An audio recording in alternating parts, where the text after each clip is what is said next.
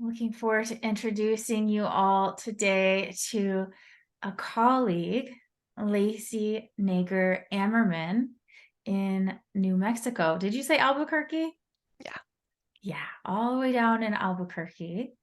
Lacey is a confidence and certified body image coach. She's an author and a mentor. Her mission is to make a difference in the lives of women through confidence in their bodies, businesses, and relationships so they can show up fully, make more money, and create yummy partnerships. Lacey, I'm so looking forward to having this conversation with you today. Would you like to say more about who you are, how you are, anything at all? Yeah, I mean, I can give a little spiel. Thank you for the bio. It was perfect. So the only thing that is not included in my bio, which I think will be helpful, and we may get into it more, is that I have disabilities and I was diagnosed with a chronic condition when I was 12. And so that's just like the segment of my work, not everyone that I work with, but this segment of people in my community who I'm very passionate about working with who also struggle to show up and be seen because of body image challenges and disabilities and sort of that other layer on top of all the other things we hold. Absolutely. Yeah, thank you for sharing that. And today, that will also be part of our conversation, which is how do we support people that we're working with in a trauma informed lens who have different abilities or maybe chronic health conditions or something like that, so that we can support them to the best of our abilities so they feel as safe as possible, as welcomed as possible, so they can really show up fully themselves. Is that right? Exactly.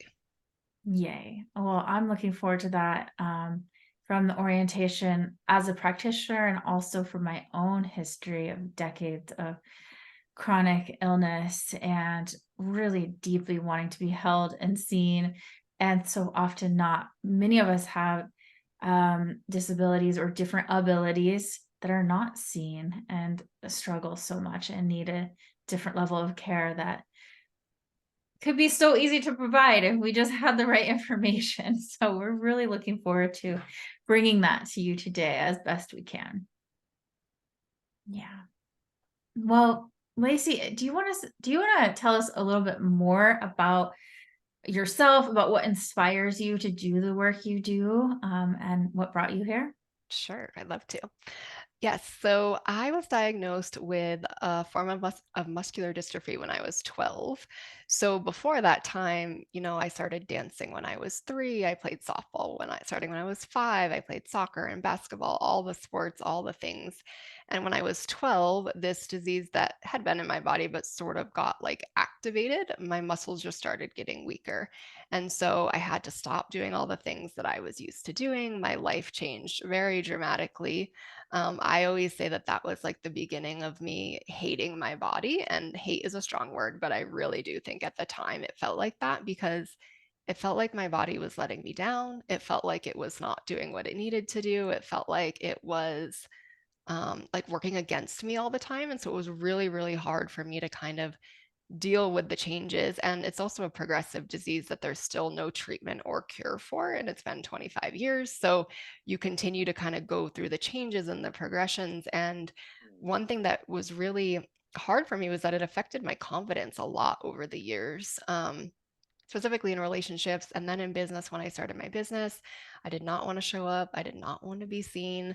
I was so worried that people would just leave mean comments on pictures. I could not get on video. Like it was just this whole thing. So I feel like because it's been 25 years now, I have a lot of experience with this sort of extra layer of the body image. And it could be, but doesn't have to be because of chronic illness or disabilities or other abilities, really keeping us back, not feeling confident, not wanting to show up and be seen in the world. And then you kind of talked about too, which I think is really important, this piece of like being seen and acknowledged and understood, which is really important for us as practitioners as well. Yeah. So it sounds like a deeply personal journey, as are so many coaches, therapists, other providers. We tend to choose to work with people because of what we've been through. And that sounds similar to what you've been doing. Is that correct? Yes, exactly. Yeah. Well, let's talk about health diagnoses and how we support people who have been diagnosed. And let's talk about them through the lens of them being traumatic events. And just tell me more about this, your experience with this, what we need to know. Yeah. So I'd love to get your input on this too, as far as how we kind of work with people around this. But I think for me, one of the things that has felt not as acknowledged in some trauma spaces is that a health diagnosis can be a huge form of trauma, right? Like that can be something that totally takes over our lives. Whether it's like something like an accident or something like, a cancer diagnosis, whatever it is, there's so many things. But I feel like when we don't treat it like a traumatic event, we're kind of like missing the piece of people, right? Like we're kind of talking about all these other things, maybe these other traumas that they have, but this could be something that's really big for them and that they're just not feeling seen or acknowledged in that, or maybe like it shouldn't even be a big deal or something. So I'm curious what your thoughts about that are. Yeah, I would totally agree, especially when we define trauma as our bodies experiencing a real or perceived threat. So there's layers. Maybe there's a threat actually in the immune system that the body is under attack. The body is trying to adjust or adapt to something that has emerged in the system that may be perceived or actually be a threat. So it's experiencing trauma on that level, but then also when we're delivered diagnoses, oh my goodness, the amount of stories I have heard about the way healthcare practitioners have delivered them in a non-trauma informed way. And almost even it can feel shaming. It can feel so disorienting. It can feel very scary, especially when the diagnoses are for things that are ongoing and progressive. There's no known medical treatment for. That is absolutely a trauma. That's threat. That could be perceived threat. And so the body goes into a mode where it's trying to adapt to that, and often fight, flight, freeze, collapse, fawn, all of the things, cycling through, just trying to find quote unquote normal again. Does that Yeah, feel resonant for you? definitely. Yeah. Yeah. Yeah. I mean, the amount of stories I've heard, and you probably have too, of just getting the diagnosis was probably the biggest storm to weather out of any of it because of the delivery. Yeah. Yeah. And then I think too, if it is something progressive, it's almost like every time you have a decline or something else happens, like let's say it's cancer or something and it's in remission and then it's not, it's almost like you're re-traumatized every time. Yeah. Go into full alert mode. Is this going to take me back 10 steps or is it just a little blip? Yeah. You never know. Yeah. Oh, I'm just feeling a lot of compassion talking about this because it is a roller coaster ride. Every single day takes so much extra care. We talk about in the developmental and complex trauma world a concept called allostatic load, where it's the load we carry. So we just have normal everyday stress, and then there's additional things and layers piled up that our nervous systems are adapting to.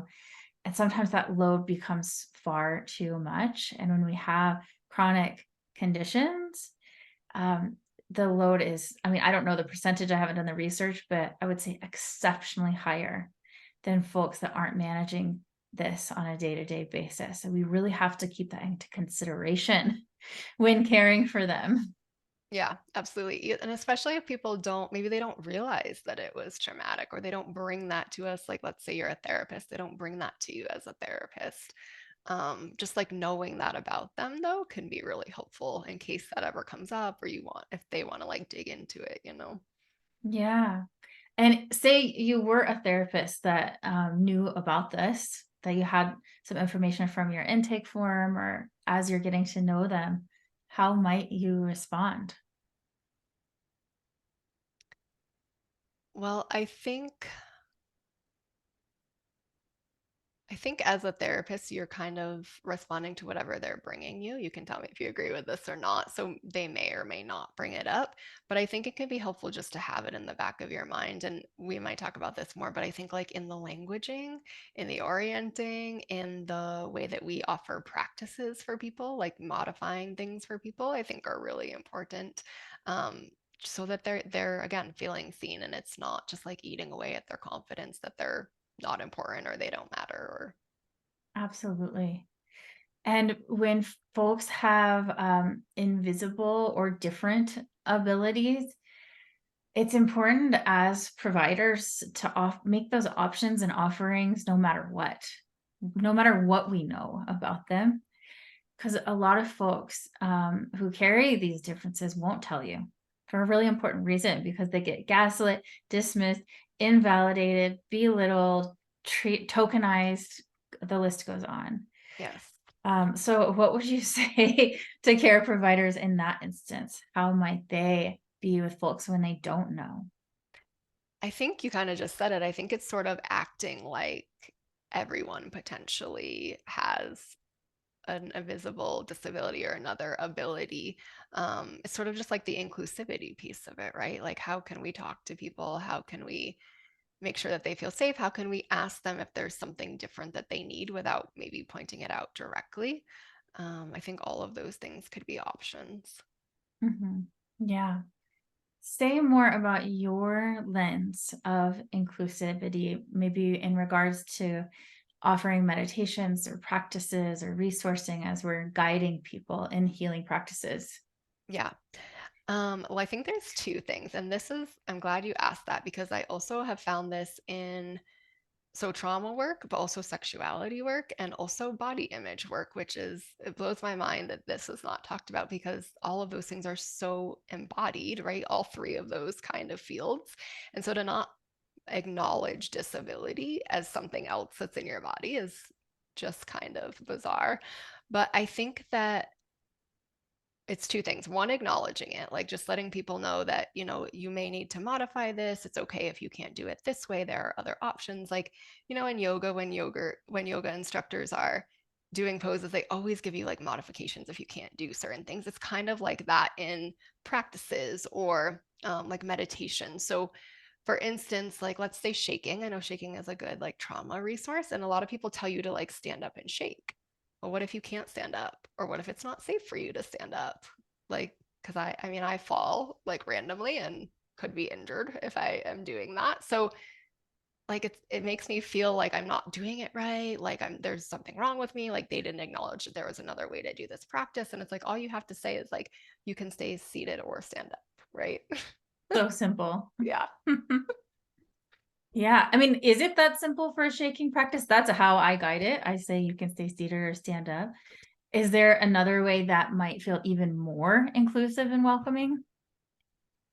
I think you can say, well, I mean, it could be like shaking whatever parts of your body you want to shake or that feel good. Um, yeah, I mean, I think that's an important thing too. Like I'm gonna kind of like tweak us a little bit, like meditations, right? Like maybe we don't want to tell people to focus on a certain body part because that body part doesn't feel safe, or they don't have that body part, or that body part is always in pain for them. So it's like giving them choice, right? Like focus on a body part that feels neutral or feels comfortable right now, right? So it's just modifying the things that we're already doing, but keeping in mind that people have all different bodies and all different abilities. Hmm. And I even try, I hope I do a good job of this, but it's to stay away from what feels good in our body, because some people don't have anywhere in their bodies that feel good. Actually, a lot of people, whether or not they have a disability, we are so trained to live outside of our bodies because when we come into it, it's painful. We numb, we store so much trauma. Yeah. And so to say is that if there's anything that just doesn't hurt, or maybe it feels okay, or maybe it has just a little bit of sensation, can you be with that much? And if we being with the body is too uncomfortable, it's not a problem. Can you be with something in your room that looks interesting or a sound? And to not put a value judgment, Like if you Exactly. can focus on your body, awesome. But if not, well, then you could just do that. There's a value there. Yeah. But like if that doesn't work for you, try that. And if that doesn't work for you, try that. And then it's just like here's this myriad of options that have no judgment value. Yeah. Yeah, I've heard other practitioners too say like, focus in or around your body, which I feel like is probably very helpful for those of us who sometimes just don't feel safe in our bodies at all. I have never heard that and I love that. I'm going to borrow that. Excellent. Well, on that theme, how do we resource in our bodies and guide others to do so when we don't trust our bodies or feel good in our bodies, specifically because of illness? Yeah, so I think one option is what we were just talking about, like focusing on something outside of your body. It could even be a part like outside of your body, right? Something that's just not, you're not resourcing within exactly, but there's something around you. Could be, the floor or something that just is a way to focus that isn't quite inside your body. But I'd love to know your thoughts on that too. Yeah, same. And I'll just remind folks who aren't familiar with the word resource that it's anything that we can connect with in the present moment that helps anchor us to the present moment that feels supportive. So, right now, for me in this moment, I have a tree that's waving in the wind, and I can look at the colors of it, the texture, the bark, just keep my curiosity on this thing that is right here, right now. That fills my mind with the experience of that instead of all of the thoughts that I could be paying attention to or the pains I could be paying attention to. It might be a sound I can focus on the sound of Lacey's voice, and that can keep me right here and right now. I feel more soothed as Lacey's talking, and then all that stuff in the background is getting less attention. And so growing my resource in that way. Yeah. And again, I think the like in or around your body or gaze at something in your room and something around you, like anything that, I mean, I think that can be true for anyone with or without disabilities. Like you could just make that what you say in like a meditation or a grounding practice, right? But at least including both. And like you said, not giving it a value of just saying, you could do this or this. Exactly. I love that style of guiding. It's becoming more and more common. And it just makes me so happy. Yeah. So in your work, as a confidence and body image coach, I know that could mean a lot of things to a lot of people. And so when you say things like confidence or body image, what does that mean to you? Yeah. So for me, confidence, I I don't have this like written down in front of me right now, so we may need to edit this part, shall we? Hmm. But I have like 7 pieces of confidence that I think are things that can make up our confidence. And they are things like trust in ourselves, trust in the universe. One of them could be like body image. Um, courage. And I always say, like, you don't have to be 100% in all of these. In fact, you probably only need like 2 of them to carry you to be confident enough to show up and be seen. But for me, for my clients, it's usually a combination of some of these, right? Like it's body image in their business. Therefore, they're not feeling confident, like I said, showing up in pictures or video or selling. Or it could be like in relationships where, like for me, it was like, I'm my body stuff is such a big part of my life and it's giving me so much anxiety that I like was terrified to go on dates. Like I didn't want anyone to see me. Like there was just so much coming up with that. So it's really like for me the confidence blurb is like being confident enough to show up and do what you want to do, whether that's in your business or relationships or life in general. And the body image piece is also interesting because I am not a huge like body love person. It's more like neutrality. Like, can we just feel neutral in our bodies? And again, often that's all it takes for us to be able to show up and not have those negative thoughts tearing us down and feel like crap all the time and be attacking our bodies. It's sort of like a neutrality, the body image piece, to just be able to show up fully. Mhm. And I appreciate your view on just the percentage. Like, you don't need 100% of all 7 things to carry you. Like, just 1 or 2, and not even all of the percents of each of those, and then that grows. Am I hearing you correctly? Yes.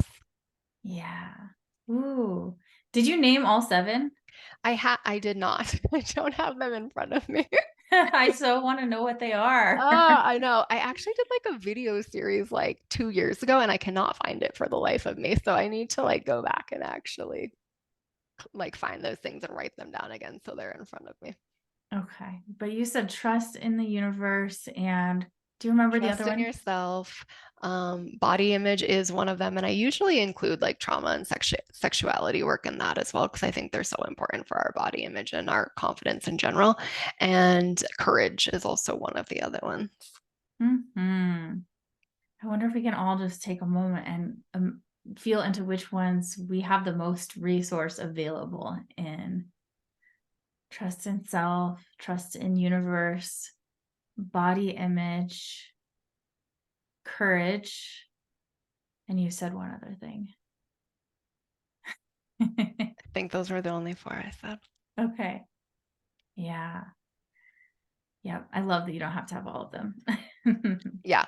Because like even courage could carry you, right? If you have enough courage to show up and do something, that's also going to increase your confidence. So, Mhm. I think that's mine. I think I do a lot, even when I'm scared. yeah, me too. I resonate with that one a lot. Yeah. That was my next question. Which one do you resonate with the most and why? I resonate with that a lot. And also, I think the self-trust one, not 100% of the time, but like mostly, I feel a lot of self-trust in myself that like I can just figure it out. Mhm. So I think that's the other one that I resonate with the most. Which one do you resonate with the least?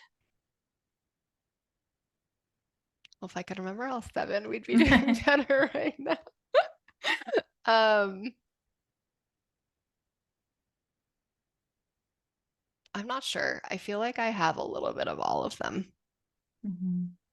I think I resonate with trusting the universe the least, and that's the thing that I'm working on the most right now, and it's Yeah. so cool to be working on that. I feel like that's, like, the last one standing, and it's appropriate for trauma. I think a lot of us lose connection with spirit, universe, God, creator, whatever you wanna call it, the divine, and the healing process reconnects us with something that's bigger.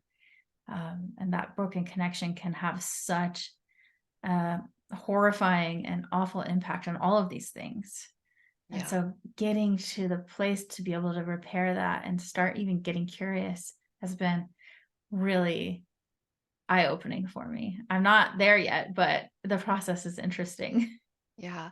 I think that one's interesting too, because I think we can also trust the universe in some areas of our lives and not others, right? Hmm. Like we can be like, oh, like let's just say, for instance, we had a pretty good family upbringing. Like we really like trust the universe to give us the support that we need.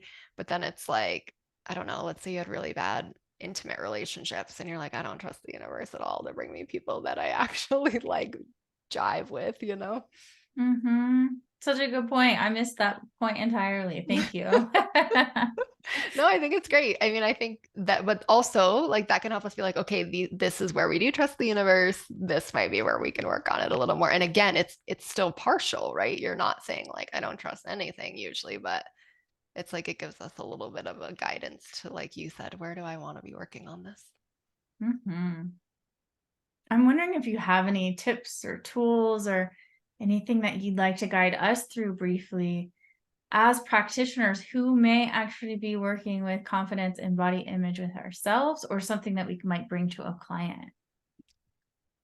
Yeah, I'd actually love to share something that I was just reminded of the other day from my coaching certification, but I think it's really powerful. And this is going to be like an after listen homework assignment. But one thing that I loved doing, and I actually just thought about whether I should redo it, is to actually make sure that you are following people on social media who look like you.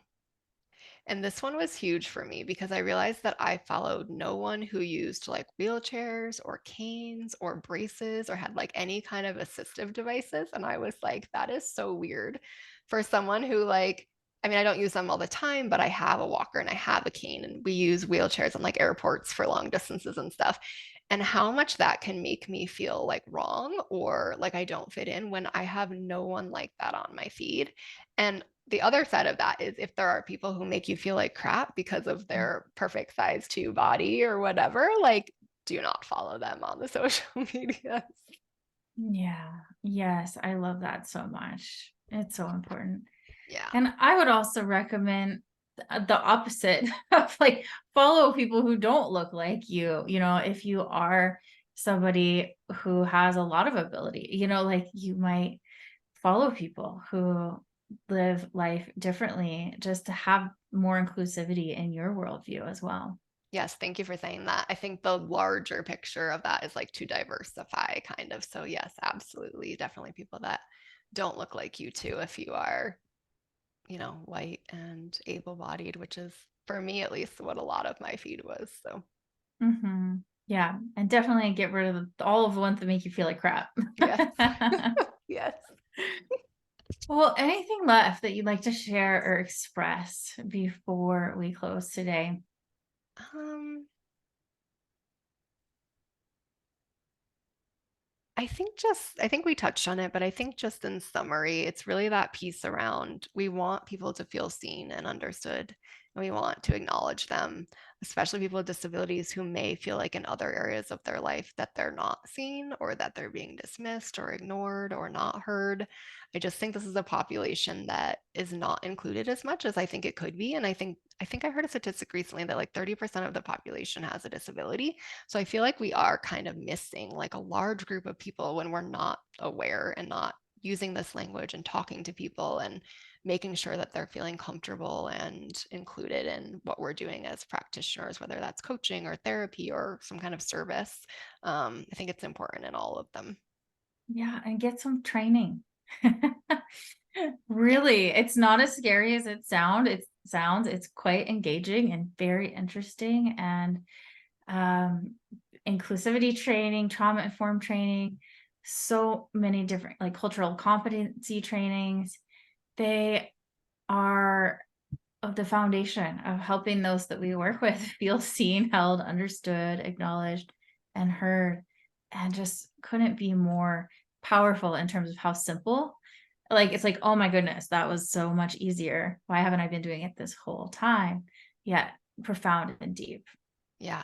Well, and I will add to that I think part of the reason we sometimes don't do that is because it feels so overwhelming.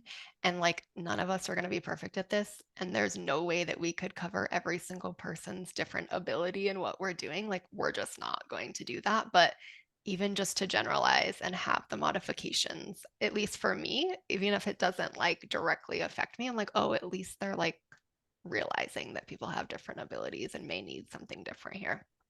Yes. Well, how can people find you and what will they find when they get there? Yeah. So you can find me on Instagram at Graceful Rising Coaching. And you can also find the website that we just put up for these podcasts. It's confidenceandmagic.com. There's no spaces, just the words confidenceandmagic.com. You can learn how to work with me. You can find my other social sites there. You can learn a little bit more about me and my story.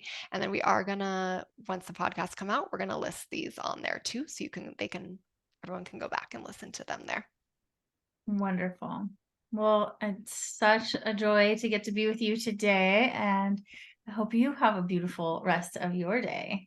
Thank you, Shelby. You too.